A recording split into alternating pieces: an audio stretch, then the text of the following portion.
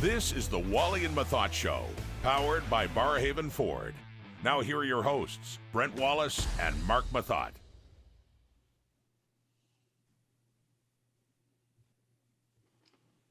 Hey, everybody. Welcome to the show. It is the Wally and Methot Show live, brought to you by Barrhaven Ford. Don't forget to check out their BFC custom vehicles, F-150s, Rangers, Mustangs, and now the all-new Bronco. They are a sweet ride set up, of course, by Roush-inspired vehicles. All right. I'm Brent Wallace. He's Marc Methot, as always. With lots to get to right now, and we'll get to the our inaugural golf tournament we held on Friday. That was the Wally and Methot Charity Classic in support of DIFD. Meth has got lots to say. Well, you weren't playing that good, Meth, so we'll get back to that later. Frank Seravalli is here, of course, and he's my former colleague at TSN. He's now joined DFO and dailyfaceoff.com, and he's now running a solid podcast, the DFO Rundown. Check out his latest episode. Well, actually, one of the latest. It was on AJ Galante. If you haven't seen the Netflix documentary on the Danbury Trashers, go check it out. AJ is phenomenal. He was a great interview in that one. Of course, that's brought to you by Whitewater Brewery. They've been very good to us since we've started this. And of course, they sponsored our golf tournament as well. We had a few quenching whitewaters at the golf course. Don't forget to check them out and go save using the Wally Methot coupon code 15% off at shopwhitewater.ca. Now I'd like to bring in Frank Seravalli, who has been traveling all over the world of late. And it's nice to see you, Frank. Like, if I'm not mistaken, you were in Switzerland yesterday.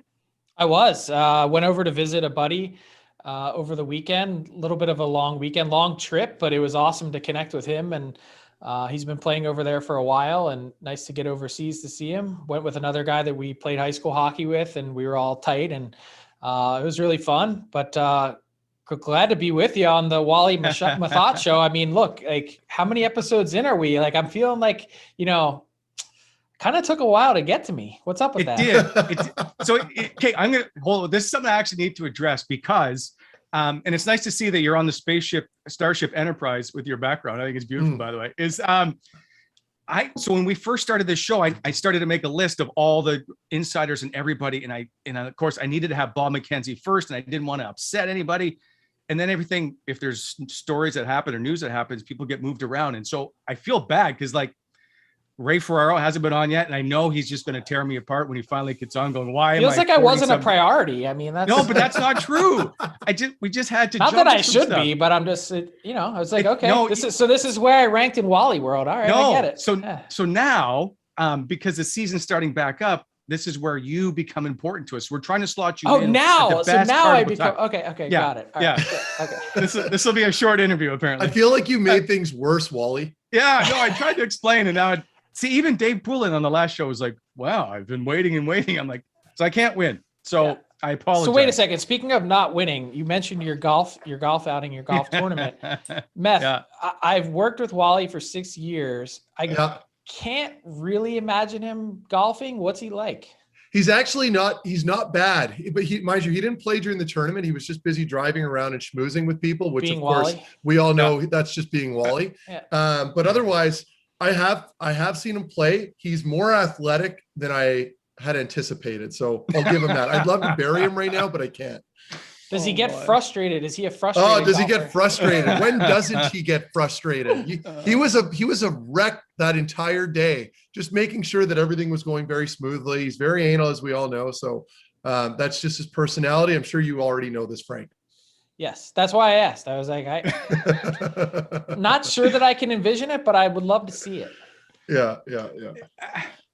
I take, I guess I don't know. I'm a little upset. You just said he's not a bad athlete or better than I thought. I was okay in my day. Yeah, you were. I know. I'm just teasing, man. This is just for dramatic effect. If you played golf, I'll put it this way. If you played consistently, you'd probably be pretty good. Yeah. See, Meth can crush a golf ball. We just don't know where it's going. Good point. So it's better than not being able to make contact. I mean, yeah, another good point. But he only started playing 7 years ago, so I give him some credit. But I like watching him connect on a golf ball. I'm like, oh my god. Anyway, I actually quite enjoy it. All right, so moving on. I just want to get back to Switzerland for a sec because Meth and I both been there, covered World Championships a couple of times. Like, that's a stunning place to be. It was my first time in Switzerland. I loved it. And I would describe it. It's exactly like what you think Switzerland might be in your mind.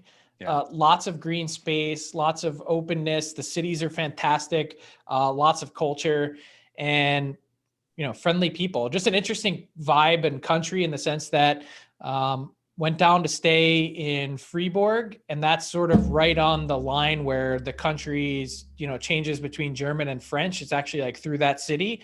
And it's really interesting just to see the different culture from the German side to the French side. And then I guess if you go further down, you get into the part of the Swiss Italian side. And so it's really interesting. And I definitely would like to go back.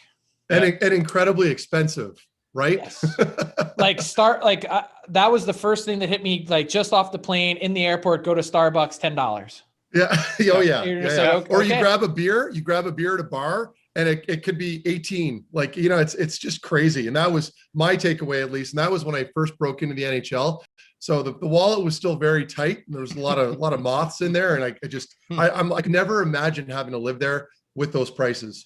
Yeah. It's funny. The last night there, me and my buddy we were exhausted, just posted up at the hotel bar, and I got the tab at the end. It was like 300 Swiss francs, which is like, I was not drunk enough for that. So I was like, man, that's crazy. That's a lot.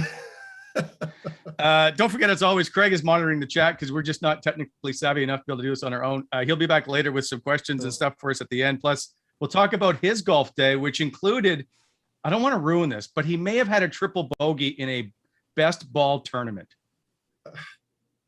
That's tough to do. How do you even do that, Craig? We'll talk with them about that later. It's so embarrassing. Ian Mendes is part of that group too. All right, let's get time to the headlines. Brought to you by BEI. I got some questions asked Frank. Frank, I think you're going to enjoy my well thought out topics. Here we go. Let's be frank. Updates perhaps on Brady Tkachuk and some other RFAs around the Ottawa Senators. Getting frank on RFAs. That includes Elias Pettersson, Quinn Hughes, Kaprizov, like all these guys still not signed. So maybe it's not that big a deal that Brady Tkachuk doesn't have a new contract yet. 0 francs given. Seravalli selects the Seattle Kraken. Frank talks the art of breaking news. And then finally, the best Frankfurters. That's right. Where do you get the best hot dogs on the road? Come on, Frank, give me some credit for these. How long, how much brain power did you use doing that? That's 45 way too seconds. Much. That's way too much Frank for anyone. Like, I wouldn't want that much. My wife definitely would not want that much Frank. Well, I felt like you didn't feel appreciated. So I wanted you to know how much appreciated you were by using the headlines. Well, thanks for that. Okay. So I know you've been busy. You've been traveling around. Are you hearing anything on Brady Tkachuk, perhaps, of getting a new deal done?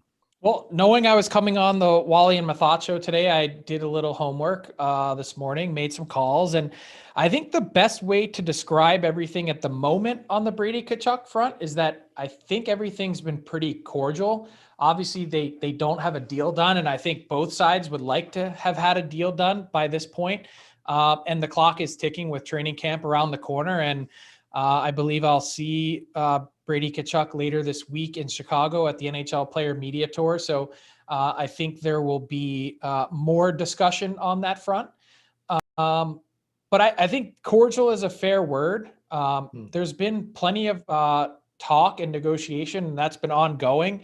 I think there was they had a long day in Toronto a few weeks back. I think a 4 or 5 hour session that they went back and forth. The two sides met in Toronto. And so there's certainly, I guess, it would be fair to describe it as they have, the two sides have knowledge where they're at is basically the way to put it. And so there's been lots of talk out there about a long-term deal and what that might look like. And I still think that makes the most sense.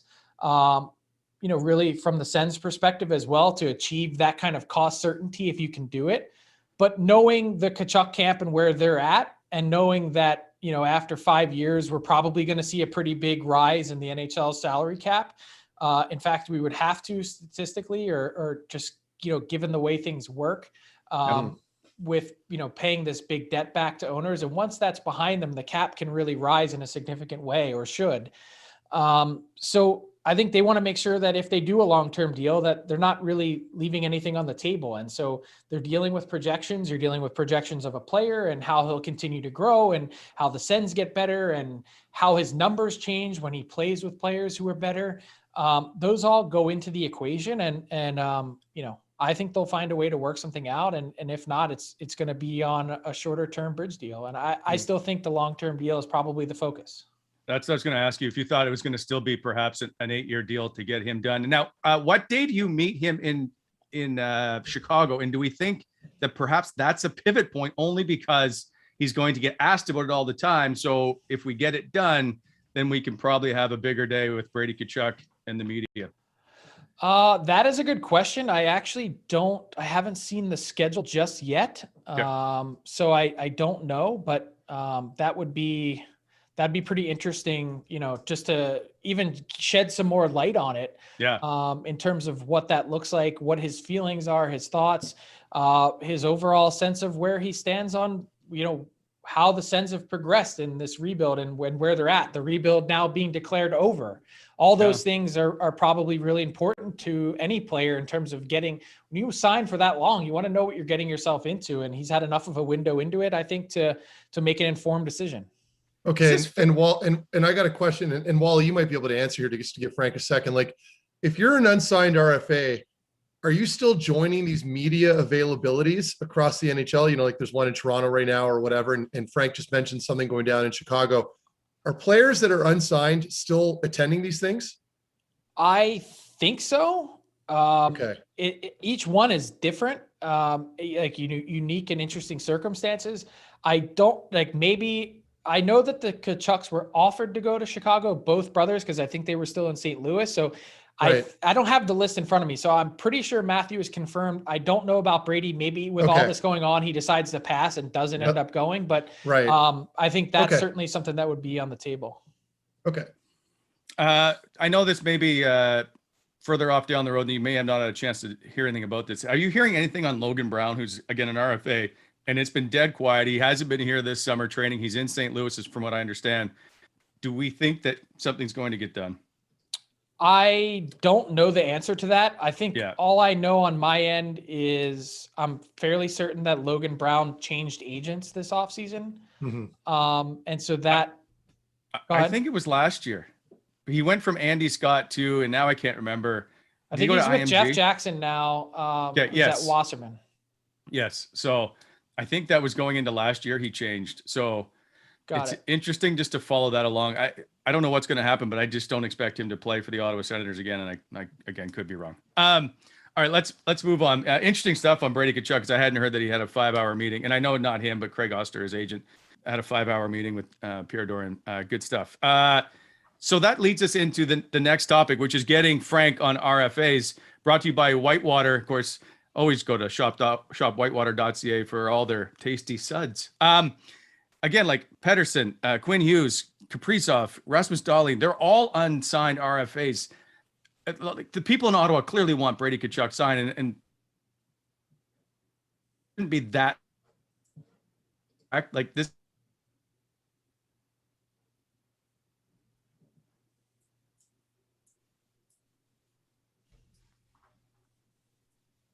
Frank, did I lose you? Brent, you cut out there for a second. Oh, we did? Sorry. Okay. My apologies. It's the Bell internet I have here.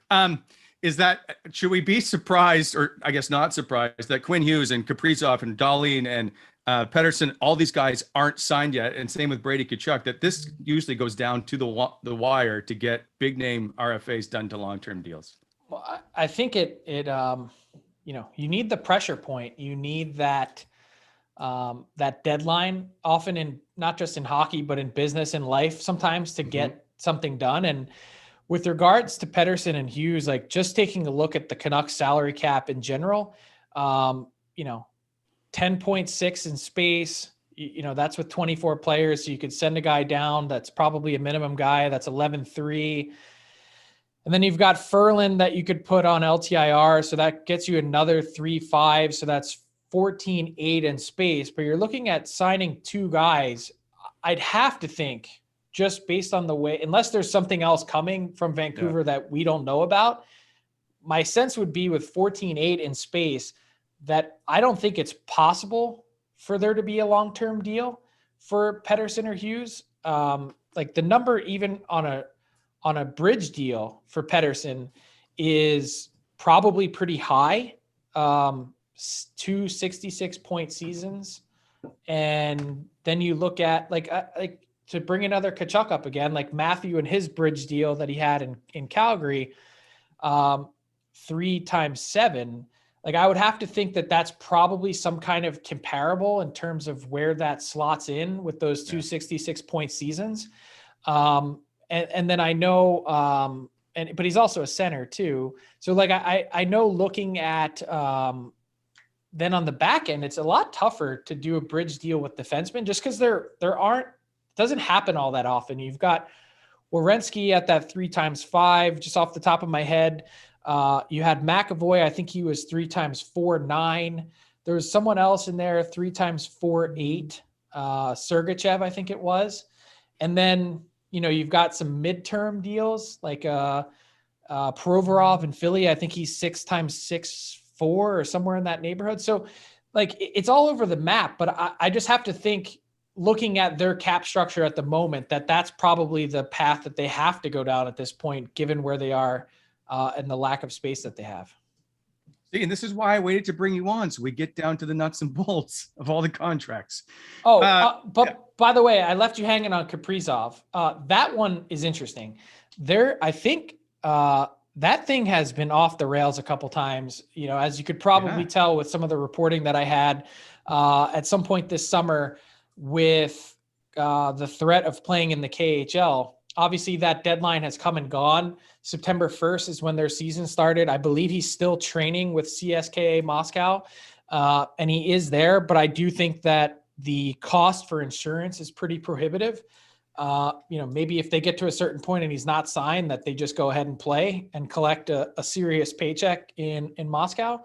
But that negotiation has gone to some dark places at times. And for what he's meant to that team, the shot in the arm that he gave that organization, people forget last season, in the last week, 10 days of the year, they were in the President's Trophy race in a really tough division with Colorado and Vegas. So he really helped take that team to the next level. Lots of changes this offseason with Parise and Suter gone. Some new guys come in, and they need to get that done. And I think there's pressure from both sides. I think that it's probably heading towards something in the 4 or 5 year term. Mike Russo from The Athletic had a story, I think it was last week, that pegged it somewhere in the 5 years times $9 million AAV range. I don't think they've settled on a number yet, but one of the big hangups has been signing bonus money and has been the no move clause, no trade clause, what that looks like for the final 2 years of the deal, since he can't have one in the first 3, that those things have really, it's been a major sticking point. Like, I don't think to this point there's been much signing bonus involved, if any. And geez, for what he's meant to that team, I don't know. I don't know where it ends up, but all I know is at the moment, as we're speaking on September 13th, not really in a great spot. Yeah, that one's, the whole KHL thing always finds it entertaining, but is that the team to watch? Is there one team that you have going into this year, aside from the Seattle Kraken, because they're new? Is there one that you're really interested to see how this plays out? I mean, there's a lot. I would say when you look at Colorado, even just staying out in the West, like Colorado, needing to actually take a step forward. It's like losing in the second round is no good anymore. Minnesota, like especially if Kaprizov isn't ready to go to start the year, what kind of impact does that have on their team in a pretty difficult division? The Metro is nuts. And I think, getting back to the Sens, that's the real difficult part, going back to that Atlantic and how that's set up, is as good as I think the Sens are going to be in the future, and all the fantastic young players that they have, this year is going to be interesting in terms of setting expectations. Like, what is the goal? What is their stated, what do they want to achieve? Obviously, it's to be more competitive, but when you look at the teams in that group with Tampa, Toronto, I think Florida is going to be excellent this year. Montreal gets to the Stanley Cup final. Then, you've got Boston there. That's been really competitive. Good luck trying to make your 4, it could be 5 playoff teams from that group. then if you're the Sens, how do you find a way to break through and be part of that conversation? And really, how quickly can you do it? It's like, I guess it has to be, the goal has to be playoffs. I just don't see how they get there. And it's just based on all the other teams in front of them. But you never know, with injuries and with a goaltender not playing well, they might change out. But I think that the Sens are in tough to make playoffs. That's for sure. And Frank, what's the deal? What are the words or rumblings coming out of Toronto with our Leafs over there? Are there any changes pending depending on how they start, or is there a panic button that's already been pushed? What's happening there? They haven't even started the season and you want the panic button pushed. Well, I'm just asking. It's a legitimate question, Wally.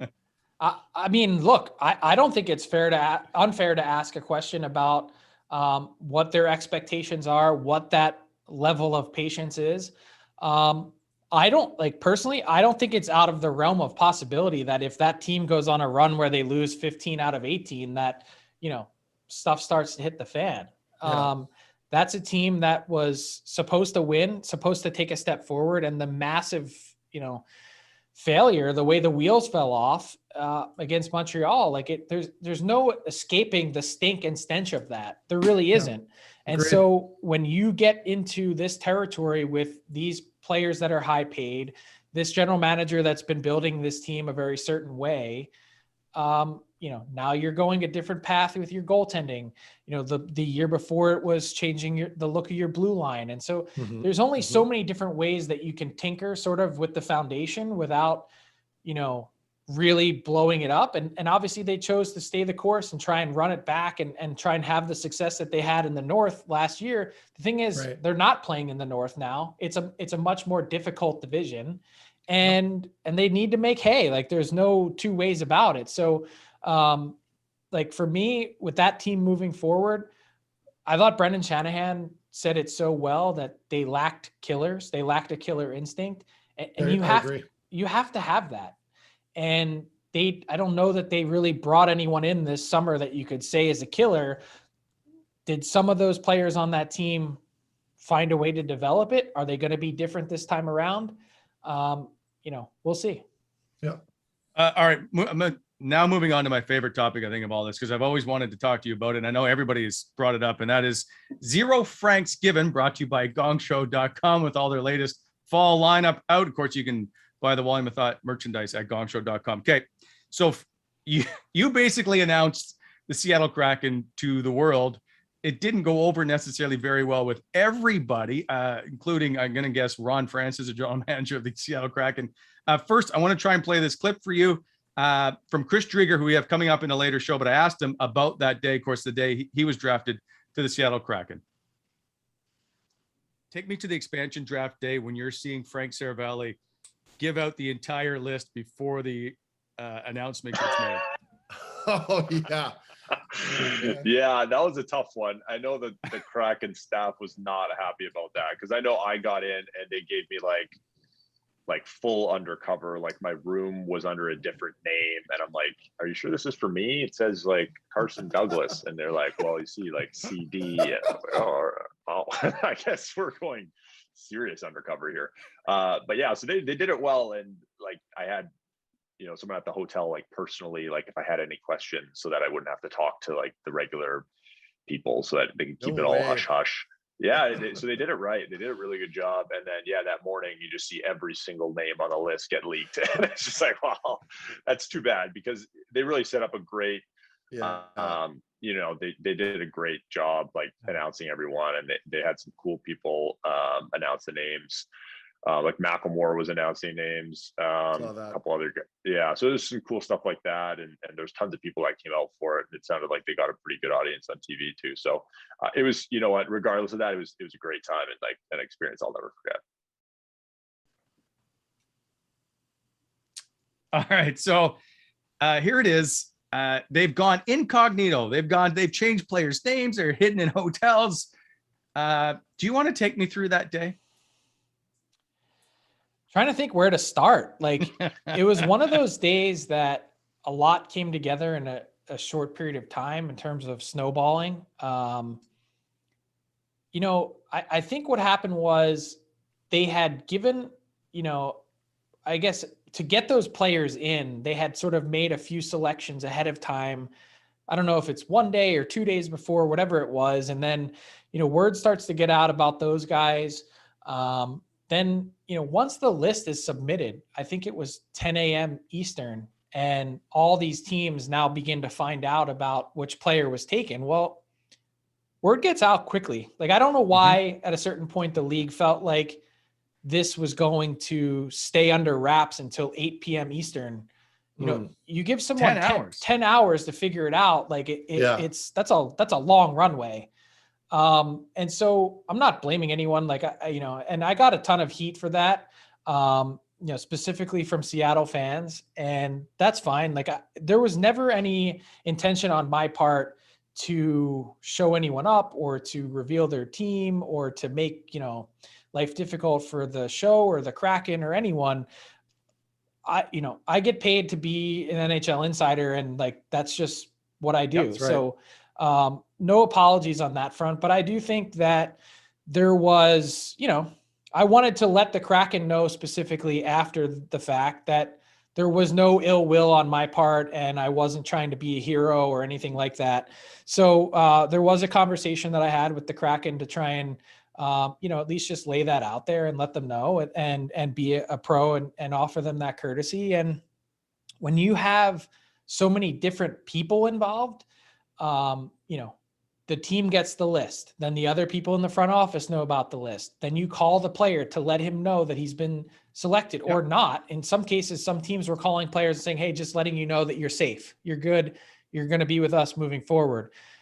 Then they call their agent. They text their group chat. They call their buddies. Like, everything, it doesn't take long for news or info to spread. And so there's so many different people involved that, it was inevitable. If it wasn't me on some of those players, it was going to be someone else. And that's really just the way life works sometimes. And that's what I want to point out. Like, if you didn't do it, somebody else was. And so for all that, like, that is your job. And I sat back and I marveled at it. I will, as a guy that's been on that side of just watching breaking news, I full props to you. I was blown away, and I thought it was such a good job. So the question was then, once you had I'm assuming you may have thought you were going to have a couple of names on the list, but once you started having 6, 7, 8, 9, were you getting more and more people just flooding you and now going, well, we got this guy or this guy's on the list?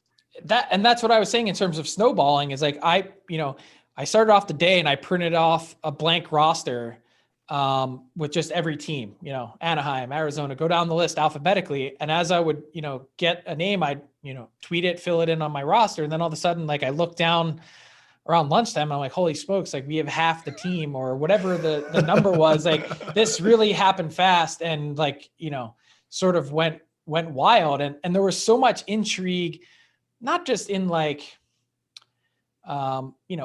some of the smaller names, but like, there were some really big names that were left available. Like, the Carey Price situation was fascinating. What happens with Tarasenko in St. Louis? And, you look at, a team like Philly, for instance, they had James Van Riemsdyk and Jake Voracek exposed. Like, would any of these, bigger name players end up being taken? And so, once we crossed those guys off, then it was a matter of like going through team by team and trying to dig to get the info. And Frank, you mentioned Carey Price. I remember, I think it was a day or two prior to the actual draft itself, where I think he publicly came out and made a little comment. It was very subtle, but in other words, I think, and I'm paraphrasing, it was more or less, I'm not really interested in getting out of here or going to Seattle. I want to stay in Montreal. Did that influence anything at all, or am I just overthinking it? I don't remember that happening. I do remember some posts from his wife on social media, kind of like, hey, this will all make sense soon. And then there was all that talk about the injury. And so I was reporting on that. And, even the timing of it was crazy, going to see the specialist in New York, but they weren't going to find out until Thursday or Friday. And the draft is on Wednesday. And like, very convenient. It was really interesting the way that all played out. And honestly, I think in a weird way, like it kind of worked out like it was all supposed to, for Montreal because they didn't want to lose Jake Allen. And I think Carey Price himself being uncertain about his own injury situation and maybe having to miss some time, that he also didn't want to leave the Canadiens, a team that just got to the Cup final, in a rut by then saying, okay, then Seattle takes Jake Allen, and I'm hurt. So that means, we're going to give Caden Primo the ball and say, hey, you need to carry our team for the first 6 weeks of the season. And oh, by the way, welcome to the NHL. Like, right. He would have put that team in a tough spot. And so I think there was certainly a push on his part to make sure that didn't happen. And I was told, I never got final confirmation, but I was told that this whole, game theory and how all this worked was partially his idea, that he came to the Canadiens and said, look, I don't know what my situation is. I know that I'm not 100%, but what if we did this? What if I volunteered to waive my no move? And they actually, as I reported, they missed the deadline to ask him to waive his no move. And they had to get a special exemption from the NHL and the NHLPA that basically said, look, this deadline was in place to protect players from teams coming to them too late or after the fact. And since this player wants to waive voluntarily, then that's fine. He's allowed to do that. And we're going to let him do it. So the whole thing and the way that it played out behind the scenes was fascinating. It was fascinating. Another part of that fascinating part is from the chat. Ninja High wants to know, did Frank hear of any potential side deals with Seattle that just didn't happen? Never heard any conversations about side deals. I think there was some chatter. They tried. Without question, like I did report a little bit on like Jake Voracek and Philly. Like I think they had said, hey, we see that he's out there and you're going to expose him. We'll take him off your hands for a first round pick or whatever the conversation ended up being, that didn't come to fruition because consistently, I think everyone had said across the board that Seattle's ask to take players and to eat contracts was so exorbitantly high and probably rightfully so, given the fact that they're armed with all that cap space that they could put it to good use to harvest assets. But I think in some ways, I wonder if Seattle maybe just thinking back to how the draft played out, did they overplay their hand a little bit, not making any side deals? Like, It's nice to ask for a lot. Like, if your house is worth 300 and you ask, you say, I want 500 for it. Well, if no one gives you what you want, like you're still sitting there and you can't sell your house. So is it more reasonable to ask for just a little bit more instead of a ton? I don't know, how that all works. And I guess time will tell in terms of what assets Seattle ended up getting. But Seattle had a pretty clear intention going in. Ron Francis is nothing if not methodical. And, we'll see. Interesting. The last question I have on this topic is, do you plan to visit Seattle anytime soon? I do plan to, if I'm granted a credential, I plan to go for the opening night. I love Seattle as a market. It's an awesome city, and I'm really looking forward to seeing the passion that all of the Kraken fans have and clearly filled my inbox and my mentions with. I got to tell you, and this is totally raw, and I haven't really shared this with a lot of people. For as big a day as that was in terms of trending on Twitter and all these ridiculous memes, I did Spit and Chicklets. They called me Dr. Evil. For all that stuff, I actually went to bed feeling not that great about the day that I had. Yeah. Because it was so mixed. That isn't my job or goal, is to ruin anyone's parade or rain on their party. And some of the messages that I got, I kind of block all that stuff out for the most part. Trust me, I'm from Philly. I covered the Flyers for a long time, and the stuff that I got in my inbox to start my career is enough to give anyone thick skin. But just some of the stuff was so deeply personal. It was I got one message from someone that was hey, just want to let you know that I have a son that's special needs, and we had really been looking forward to this expansion draft for the last 8 weeks. And it's all your fault. You've ruined it. And we didn't even watch the expansion draft because of you. And it's all your fault. And I was kind of that hurts. I'm still a human, and I have emotions and I have everything else. And I wasn't trying to like upset anyone or anything like that. But I think what people also lose sight of in the grand scheme, and I'll get off my soapbox, is social media is a contract. And whether you know it or not, you actually sign it when you log on. And part of that is like, you don't have to see it. Like you could have just like shut your Twitter off. You could have done something else with your day and then still enjoyed the draft because it was going to be the draft no matter what. It was the same players. It's not like something changed at the last minute. And I think that's sort of maybe where like our society in general loses a little bit of focus, is like social media is not real life. And I try and remember that when I also put my phone down, unfortunately, at the end of the day, and see some of the things that are on it. But it does, like, I'll be honest, it does eat at you. It can. Yes. And I try and block a lot of that out. I completely agree. And I was just going to add to that. I mean, Wally and I had your back, and I was actually pretty vocal about it, even on Twitter that day, where I'm like, you can't blame a guy for doing his job. And you mentioned it right there, Frank, and it ends the entire argument. It's like, you don't want to see any of this stuff. Just stay off social media. And we all know with social media, particularly Twitter, there tends to be a lot of people that lose their humanity a little bit when it comes to everyday topics, because you're not really ever accountable for anything you say on there. And so I'm with you on that. And again, I can't stress this enough. I think most level-headed people know that you're just doing your job. And it was just a very vocal group of people that, aren't maintaining any accountability, that were the ones that were very outspoken towards you. So pay no mind to that. It sounds like you're approaching it the right way, but it's very akin to anything I had been through, especially when I was playing in the playoffs. That's what I was going to say. It's like you had the Crosby stuff. Like I'd get attacked by a lot of people, and some of it, as you mentioned, is incredibly personal. And it's like, you try to be that guy where you can tune it out and you're professional about it. But at the end of the day, when you're putting your head on the pillow, some of that stuff still kind of gets you. You know what I mean? You want to play the tough guy role or whatever it is. But let's face it, when you're getting personally attacked by a number of people, it sticks with you. It does. And I think like I went to bed knowing, or at least feeling like everything I did was on the up and up. And I know that it was. Yeah. So that enables me to sleep at night. But as much as you pretend like you try and block it out, or you want to, that you're not always successful in doing it. And obviously on a way lesser scale. And like, I probably never have a day like that again in my career.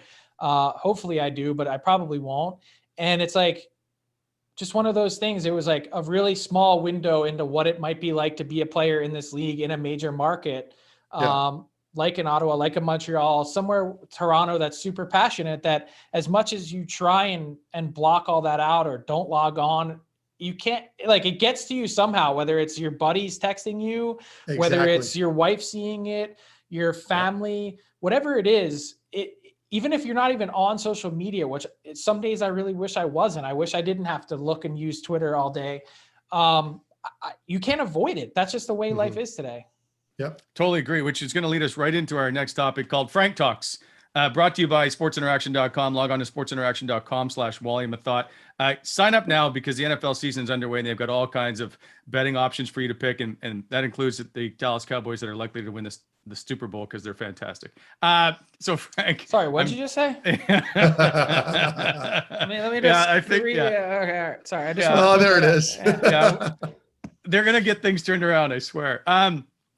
The art of breaking the news, and it's not always, and we just spent the last 5 minutes talking about, like, it's not always a fun thing to do. And especially if you're breaking news, a lot of times it's stuff that people don't want other people to know. Let's just say like a coach losing his job, getting fired. There's humanity at the other end of the tweet, but the reality is that's your job to do. And I think you do a fantastic job of it. Like, I guess, how hard is it on you to try and do those things where it's not like the simple, they're going to sign a player for 6 years. That stuff's okay, but it's the other stuff at the other end. Some of it I think is really easy. And I say that just be a human being. Like, certain things are just off limits, like someone passing away. Yeah. Could be, depends on what it is. Like a coach getting fired or a GM getting fired is different because that happens all the time. And that's like hard news, and that's something that you break. But there's certain things like I just want to be really respectful, because people have families, people have, everyone, like I said, everything travels so fast, even with regards to things like trades, and, kids finding out in school, or, while their dad is, whatever, he's going to be moving away for the next however many months. Like, that's not easy. So I have full respect for that, in terms of when we do it. And I don't ever take that responsibility lightly. But the breaking news part of it, like, that's the nature of the beast. And sometimes stuff like that happens, that a guy finds out he's traded on Twitter, or, Marc-Andre Fleury finds out he's going from Vegas to Chicago on Twitter. Like, that stuff happens all the time. Seemingly oddly in this league more than others. But that's generally how it works. How, or who is the general manager? I'm going to decide for, maybe it's Ron Francis, but who's most upset with you most of the time? Honestly, I don't know. I don't have at least I hope I'm not on anyone's list. Maybe I am. I don't know. I try to give everyone courtesy. Like, even if I can't, I didn't confirm it through, I'll give you an example. It's not like I don't have a name or anything attached to it, but say I find out about a signing or a trade or something, even if it's someone that I generally don't talk to on a regular basis, I try to at least send a message, a text or something that just says, hey, this is the information that I have. I'm going to be reporting it in 5 minutes or whatever it is. If it's inaccurate, please tell me. And if not, I just want to let you know, I'm giving you a courtesy that, if I can do it, I'd like to give a courtesy of hey, just letting you know that I have this and it's going to be going out soon, just so that I don't like to blindside people.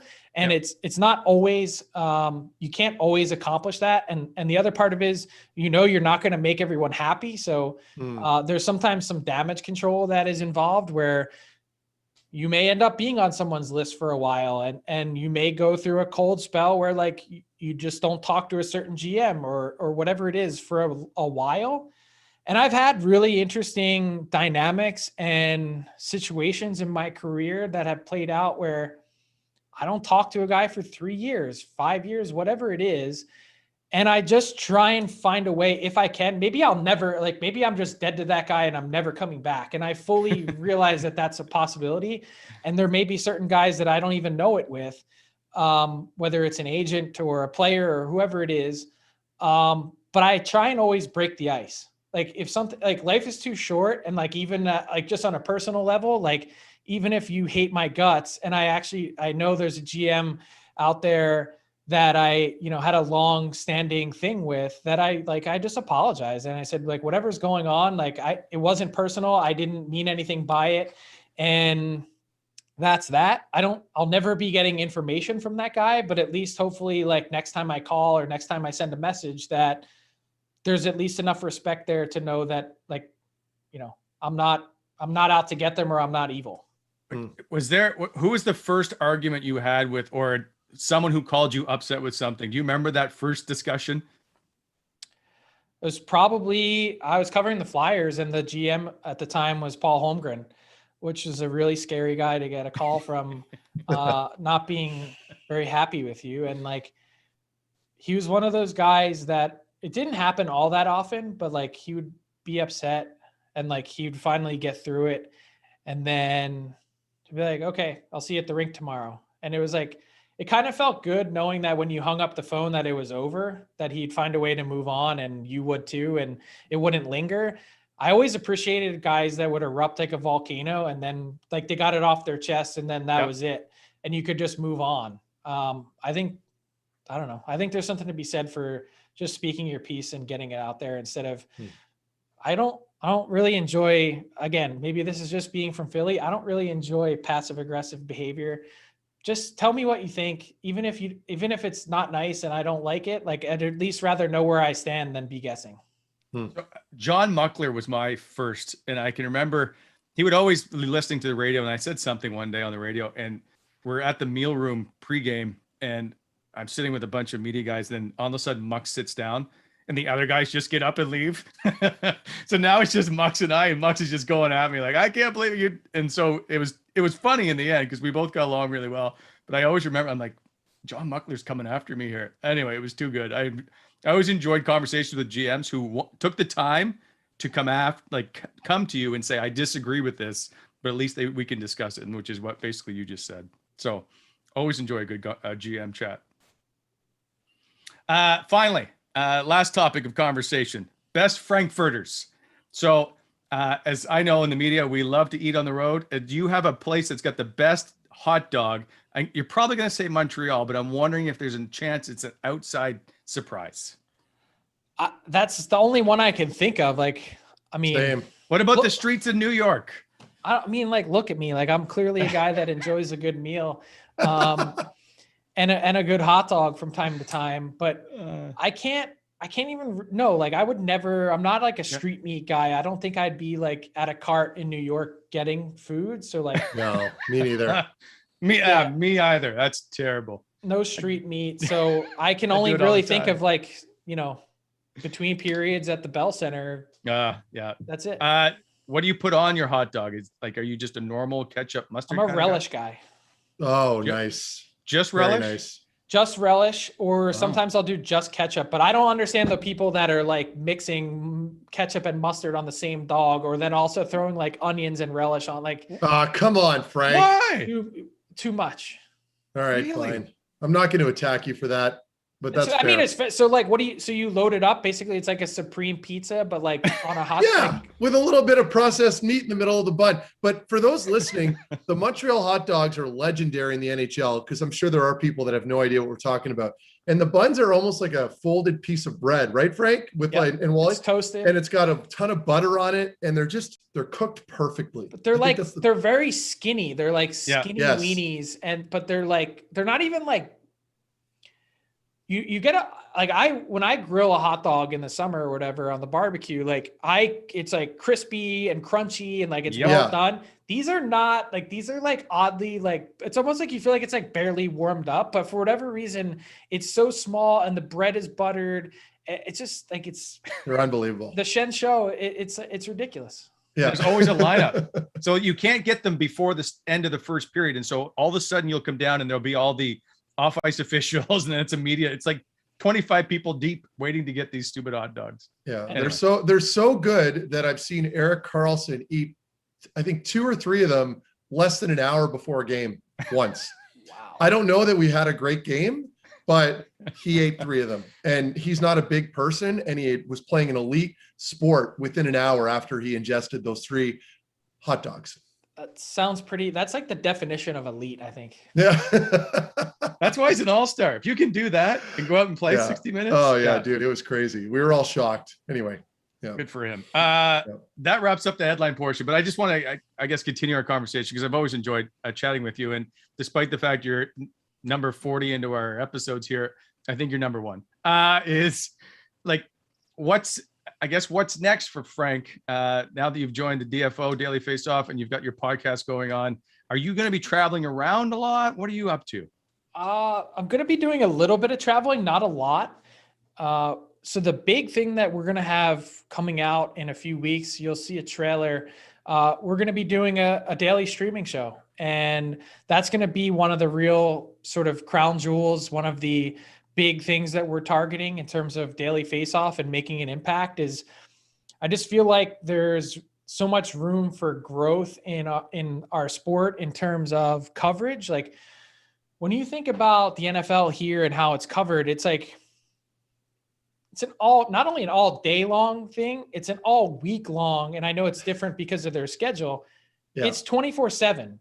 And so I feel like in the hockey world, at least, it's so focused on the coverage is so focused on the game and that night's action that we kind of lose the conversation piece throughout the day of all the different things that are happening around the league. And so we're envisioning a 30-minute show that's going to be Monday to Friday. Every day you can tune in and stream it wherever you stream and have that conversation, jump around to the different teams, jump around to the different topics, news items, controversy, conversation, and really be all encompassing in terms of prospects, goalies, like dive into lots of different things. Like I said, the draft, the salary cap, like all those different parts and facets of the game that I think we as hockey fans miss sometimes because I don't know that it's properly served, especially in the digital world. So we're going to be doing that, some podcasting, obviously written stories and articles,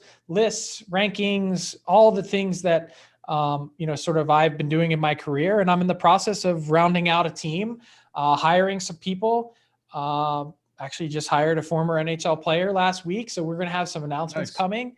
And we're excited to just be a new player in the digital world. It's not meth, right? Just want to make sure. It is not meth. Okay, meth, Frank never gave me a call. We could talk offline if you're interested. No, yeah, fire me a text after the interview, okay? Sounds good.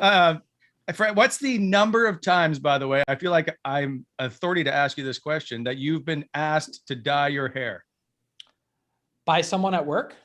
Anybody. Or in general? No one. Like how many times have you heard Grecian formula or some ridiculous just for men comment? Never once.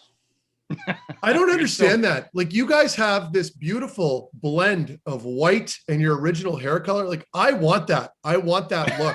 So when you guys, if like Wally, if presumably you're being told, or Frank, to dye your hair, that is insane. That's just somebody straight up hating on you guys. So rock it and own it.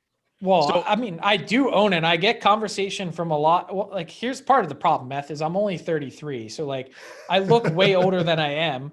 And that, that could also be due to some poor lifestyle choices along the way, which is a topic for another day.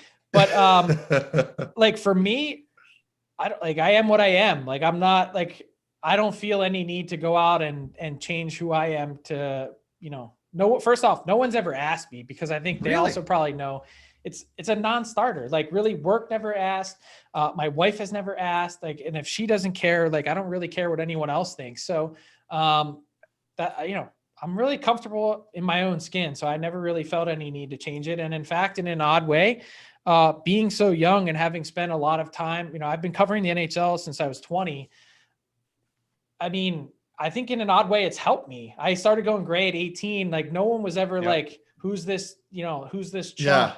And everyone kind of always took me seriously from the jump. So maybe I owe something to my gray hair in my career. When I first started in TV, I was like 21, whatever. And they're like, would you consider putting some gray in your hair and wearing glasses to look older? And then it got to the point where, would you consider dyeing your hair dark? And I'm like, no, we're good. So anyway, actually, you know what? I take it back though. The only person that's ever asked me was my mom. She's like, why don't you just like, you have those shampoos now? Like you just like, it brings a little back every now and again. I'm like, for what? Like, why would I do that? And I think like really like her thing would be like, Frank, can you lose 50 pounds? Like that would be like, that would make things a lot easier. My mom's like a health nut and a fitness freak. So she's always on me about my weight. And like, to be fair, it's absurd, but that would probably also help me not looking like 50 if I could drop 50. There you go. Yeah, it's I've been asked a few times, so that's why I was always curious. One time I had to do a photo shoot and I wasn't heavy enough, so they stuffed me full of newspaper just to fill out the clothes. So I've had to deal with all that stuff. So I appreciate it. So yeah, I mean, look, we've had some fun, Wally. And I don't know if I can tell this story or not, but one time we were on the road and during a Sens playoff run, and we were doing a panel, and someone said, "Hey, look, it's small, medium, and large." And I won't say who the large was, but I was like, "Am I the large?" So, yeah, small, medium, and large. And Wally was definitely the small. Oh, that's great. And even like we've joked about that ever since. I want to say it's like 4 or 5. It's got to be 4 or 5 years ago, and we always just joke like, "Here's small, medium, and large together again." So it was nice to have you together. Now you would actually be medium because Meth would be the large guy.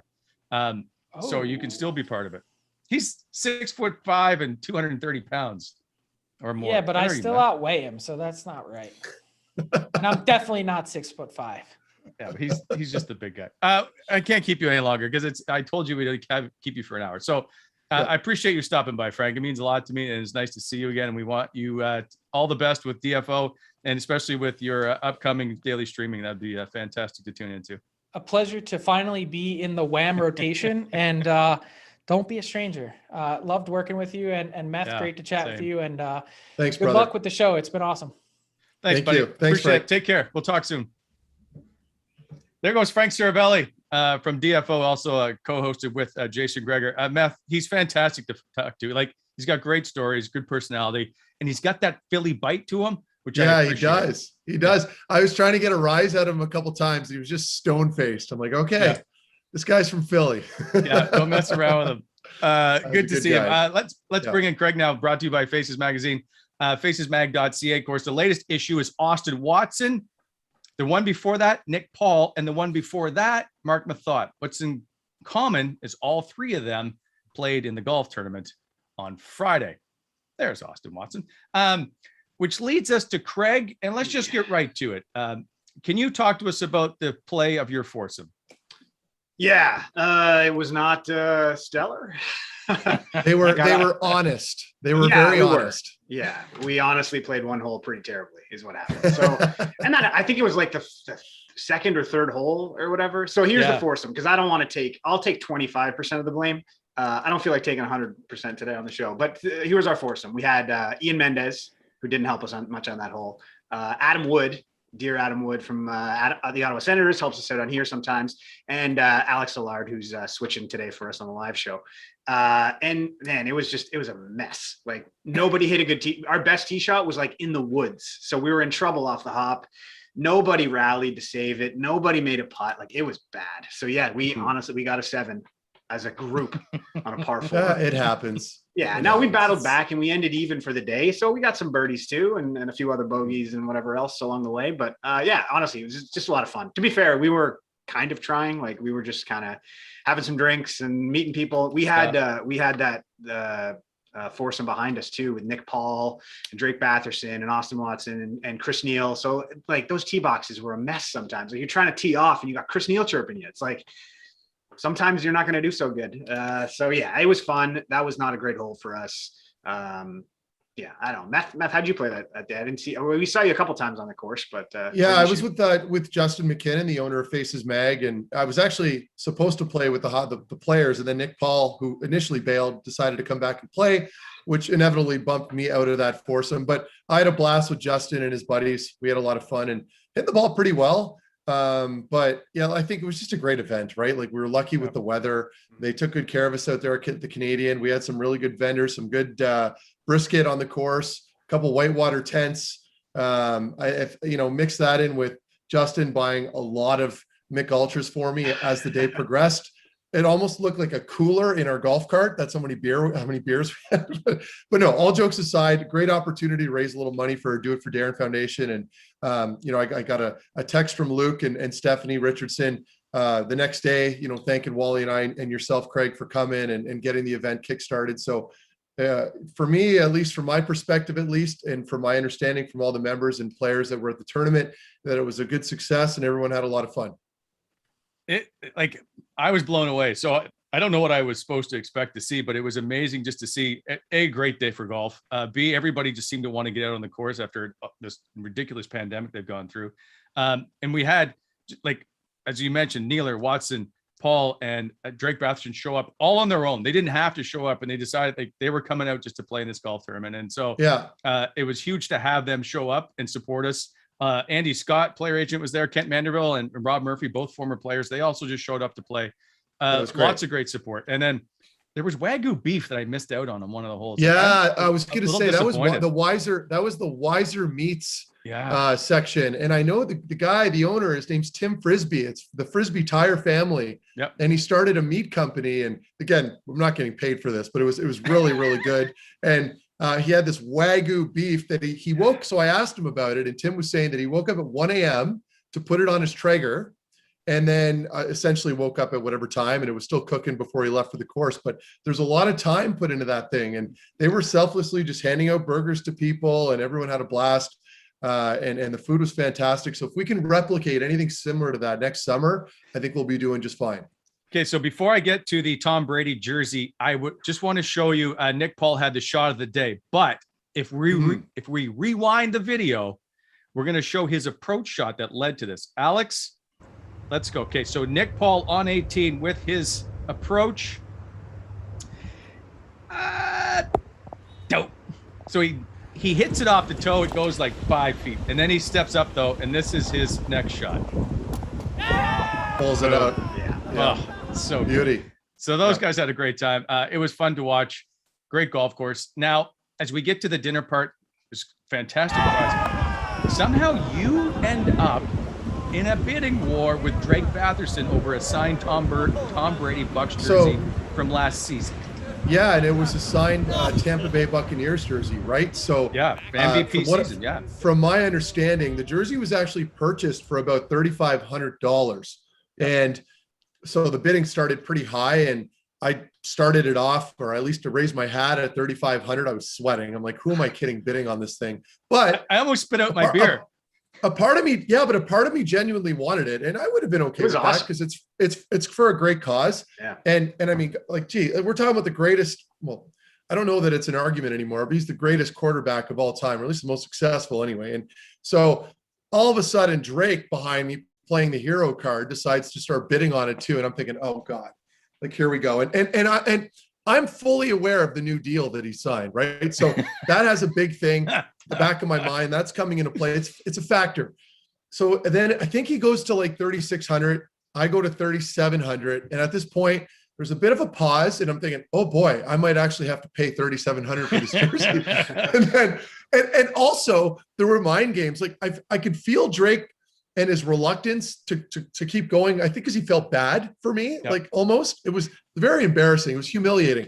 And then eventually he finally closes it off at $4,100. And I'm like, that's it. I can't go beyond that. My wife will probably kill me. So, you know, good for him. We got it up there a little bit. At least there was a bit of a net profit on that. And it goes to a great cause. But we had a little fun there. And obviously I posted a tweet about it and kind of self-deprecating tweet. And it does pretty well. So I'm happy for Drake. It's going to look great in his basement. I would much rather have had it in my gym or my basement here. Wasn't in the cards. So this is how Craig and I see it, because we're sitting next to each other, and Drake is at the same table, and you're in front. At $4,000, you turn around and you have this look of like, can you please stick your hand up? Oh, no. No, I turned around. He was right beside me. No, I remember. I turned around and told him, I'm like, dude, if you want to bid on it, go for it. That's what I said. Because I could feel, I felt bad. Like it felt like he was holding back because, you know, it was me and it was our tournament and all that stuff. So I just wanted to let him know, like, it's all good. That's essentially what I was talking to him. He really wanted it. He really wanted it. Oh yeah, no. I legit, that day, or was it that night or the night before, I had posted a Tom Brady picture on my Instagram. Like I'm a huge fan. So anyway, we'll leave it at that. Nick Paul was egging him on too, so it was good. Oh, was he? Yeah, for sure. Well, he wasn't originally. He wasn't sure if he was like he wanted it. And he's like, I kind of want that, and we're like, do it, like, get in there. And so yeah. And you know what? I wanted to add to this with the Sens guys that showed up. I mean, I can speak on this from being a past player. There was no incentive for them to be there other than they wanted to support the cause, and it just speaks to their level on how classy these guys are and caring. And I got to meet Austin Watson for the first time. I mean, just a down-to-earth, super nice guy. And it's amazing, because you watch these players on TV and sometimes you have this preconceived notion of who they might be off the ice until you actually meet them in person. A lot like Chris Neal. He's a good example where these guys are just teddy bears, very nice people. Nick Paul had the tightest shorts imaginable on that day. And the boys were just giving it to him the whole time about that. But he's also a freak of nature and very strong. So he was rocking it. And Drake was there, very good golfer. And like I said, with Austin Watson, super nice guy, missing all his teeth. We had our long chat between Nealer, Watson, and myself about teeth. That went on for about 5 minutes. It was very interesting, very colorful. But other than that, like I said, I wanted to make sure that we got this out there, that we thank them for coming, because they didn't have to be there and they came. Same applies to, Manderville and Andy Scott, the agent. I mean, it was really just an all around great day. So here's a story, because whenever Nick Paul and Austin Watson play golf or they go anywhere, everybody talks to Nick about the gold medal and scoring the winning goal. And Watson's had enough. He's just, I'm tired, like, stop asking about this. So the next one of the few times I play golf recently, whatever, Nick takes the gold medal and uses it as his ball marker. Nice. Such a boss move. I love it. Yeah. So Nick says to me, goes, awesome. I'm standing at one of the tee boxes and he goes, can you just bring up scoring the winning goal? And so I waited for Nick to tee off, and I was like, man, that's like a gold medal winning. And all of a sudden, like Austin Watson's like, for the love of God, enough of this. So good. Yeah. It was funny awesome. at the end of it. That's something Drake told me too, is he's like, I could listen to Chris Neal tell stories all day. Like you kind of miss, like you kind of have that old guard and the new guys. And obviously like Nick Paul, he's played with everybody because he's played there for the last, however many, 7 years or whatever it's been. Yeah. So he's played with Chris Neal, but Drake Batherson really didn't have a lot of Chris Neal time before. So just the stories that were going on with those guys. Oh yeah. Neat to see. Yeah, he was disappointed. Nealer had to leave because he had a previous engagement, so he didn't stay for the dinner, but the other guys did. And Drake's like, it's too bad Nealer's not here, man. I still got to talk to him. So yeah, it's interesting. Hopefully they'll all get around to more alumni just hanging out at the rink so they can get a chance to chat more. Mm-hmm. Anyway, we will find out this week the amount of money we've raised. It's well in excess of $10,000, I hope. So it'll be good to give a big check to DIFD. I've never done this before, so I'm actually kind of excited to get the big check and go present it. Mm-hmm. We will do it again next year, guys. Absolutely. I already told them. We're going to try not avoid the triples next year. We got to bring in, I think we got to bring in like a live band or something just to really fire up the day, or even like a bagpiper before the tournament starts and just walk around. Like that's something that I'm thinking I might have to organize. We'll see. I'm into that. That's actually a good point. Okay. Thank you. We'll move on, but that's it for now. I do enjoy that point. All right, guys. I hope you had a great day of playing golf, and let's do it again. And let's get on to some trivia, Craig. Yeah, for sure. Actually, do you guys want to answer one or two questions before? I got a couple people had asked in the chat. There's you guys honestly answered a bunch of them, but there's a few in there that I thought were probably worth asking here. The one that I wanted to kind of touch base on first was when you guys were talking about social media stuff and the reporters reporting stuff and then people being mad at them. Meth, has that ever happened to you? Have you ever had somebody, a reporter that would report things that either you didn't want or weren't true or whatever else? Like, did you ever have any kind of bad relationship? Yeah, I had an incident. And how do you deal with that? Yeah, I had an incident in Columbus, but it wasn't like, it was my own doing, but Aaron Portzline was a beat writer there, and he was sort of like the guy that was always posting and about the team and the notable presence from the media. And this was, I think, my third year, maybe my fourth year, where I had to make the team basically, it was during training camp, and Portzline did a little phone call with me, a quick interview right before camp started or during camp. And basically I was pretty frustrated at that point because I knew I belonged. I hadn't really cracked the lineup yet. And long story short, I know I've told this story before, but I basically said that if Columbus didn't want me, good riddance, I'll go somewhere else. I said that to him on the phone. And he ran with it, of course, right? Yeah. It was in the newspaper the next day. And I still remember walking into the gym, and Freddie Modine was a veteran, NHL veteran of 15, 16 seasons. And he's riding the stationary, and we didn't have cell phones really at that point, like with social media. So he's reading the newspaper, and he looks up at me and he kind of shook his head and he goes, "Oh, okay, Matt," or he said something like that, and I thought right away, I'm like, oh my God, what is he talking about? Grab a paper. I finally read it, went through the dressing room. I was lucky. Scott Housen, the general manager at the time, I don't think took too much offense to it. He basically kind of had my back in a weird way, where he was like, well, I liked it.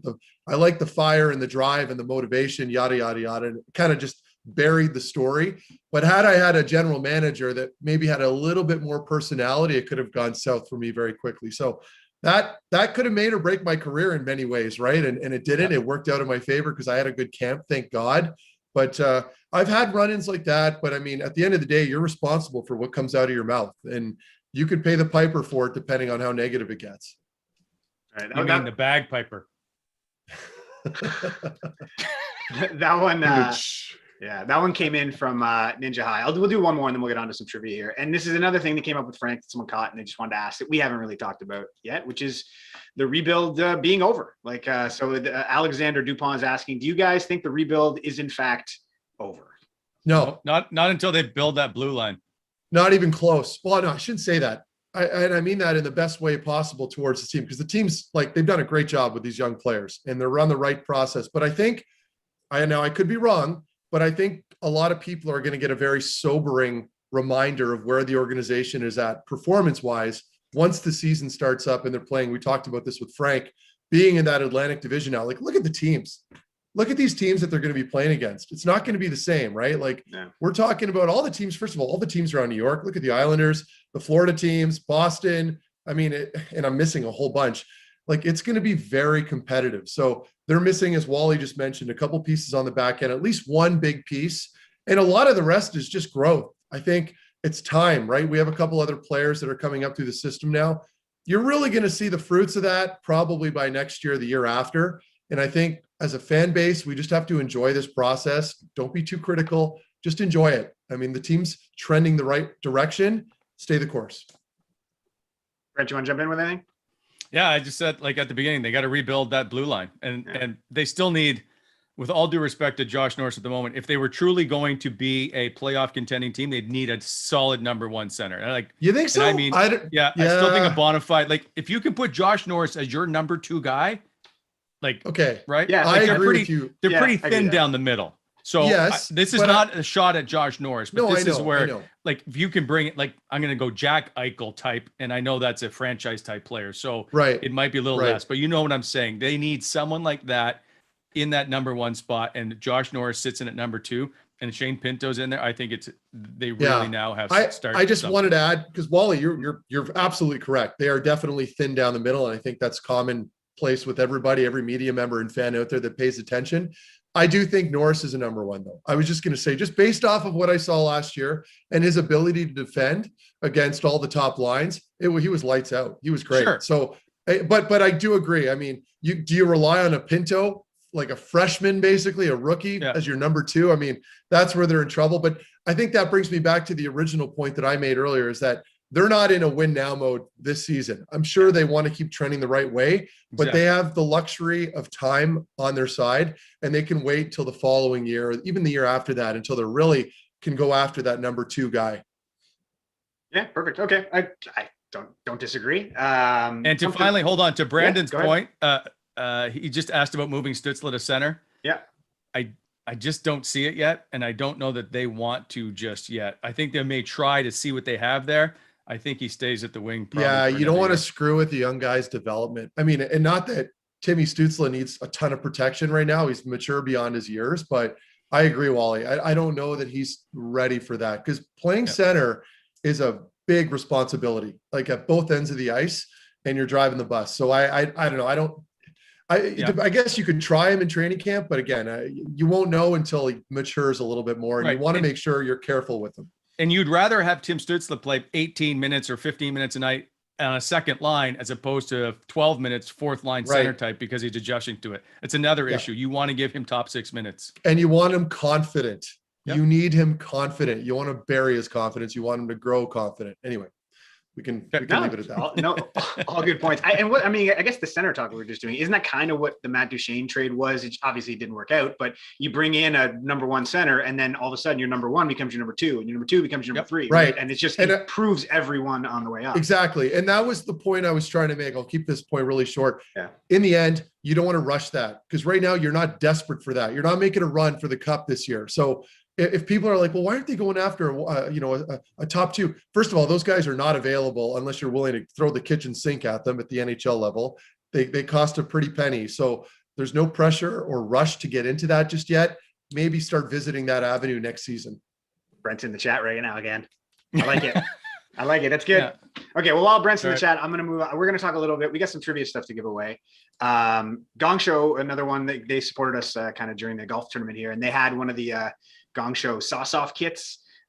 So we're not giving one of those away today. We're giving away one of the Puck Luck hockey sauce games. Same idea though. You're doing the little flips and across. This one's a little. I don't think it's easier. It's probably difficult as well. I struggled a little bit on the other one at the golf tournament, so maybe I'll get one of these. Do a little practicing or something. But just as an idea, I set up the game and I bought my kids' hockey sticks. They're like the size of putters. And so you had a left and a right, and you had a flat blade. And if you could use the flat blade, you got twice as points. I just thought it was an interesting idea to see how many people could use a flat wooden hockey stick that's 3 feet tall. Yeah, it was fun. I tried the flat one, and guess what? It didn't go so good. But hey, you know what? You can try that one. You can try a flat blade. You can try a long stick, your regular stick, whatever you want with one of these Puck Luck games. If you win it. So the question comes from our Craig Anderson show. If you rewind back to Craig Anderson's first game with the Ottawa Senators, it was a 1-0 win over the Toronto Maple Leafs in a shootout. We asked who scored the lone shootout goal in Craig Anderson's first win with the Ottawa Senators, and it was Jason Spezza himself. And he had one of those crazy games. Matt, that was before you. Brent, do you remember that one? Like his first game with the Senators, I was like a 50-something save shutout, I think. I do. Because the thing is, when they brought in Craig Anderson, they weren't sure what they had in goal. That was the big thing about whether or not his attitude was going to work with the Ottawa Senators. And so they were all in on watching him. And that was what I was trying to watch, was how he was going to perform. And you were like, oh, what do they got here? Yeah, I think we saw kind of the first big game Andy game was right out the gates. He kind of said, okay, this guy might stick around here for a little bit. Maybe set a few records along the way. So shout out to @CurtisCorey on Twitter. You're getting yourself a puck luck game. So keep an eye on your DMs, and we're going to slide in there and figure out how to get it to you. Awesome stuff. Coming up Thursday's show, Meth. This is exciting. If this all goes well, we have, and you've talked about the Danbury Trashers, and you said your favorite guy was T-Bone. We've got him lined up. Tom Pompicello is going to hopefully join us for the show on Thursday. Hopefully. Yeah. Well, so yeah, I've spoken to him and he's all in. I'm just, he's interesting. So yeah, I'm just hoping he's coming on the show. Yeah. I was going to say interesting is an understatement, and I don't want to give up too much, but I mean, he asked if we could film it in he said, I'm all in. Can we film it in a strip club? And I'm just going to leave it at that. Okay. So it should be good. That's a little homework for people, right? Before Thursday, make sure you head out and Netflix, watch their Untold series. They're all phenomenal. Yeah. Untold Crime and Penalties. It's really good. And it's almost unbelievable. Yeah. We'll talk to Tommy about that, and we'll talk about it. So it'll be a good one. So make sure you watch that before Thursday. So you can on all the jokes and everything else. Cool. That is the Wally and Methot show, powered by Barrhaven Ford, guys. Great show, and it is time for us to drive on out here. We'll see you Thursday. See you guys. See you guys.